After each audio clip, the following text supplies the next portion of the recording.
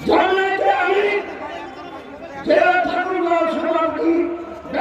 অধ্যাপক বেলালুদ্দিন প্রধান আজকে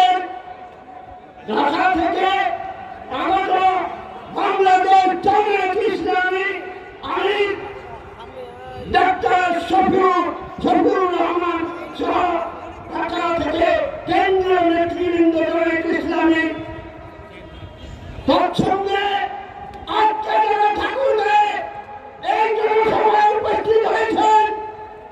বিভিন্ন জায়গা থেকে সহানুভূতি জানিয়ে অভিনন্দন জানিয়ে আমার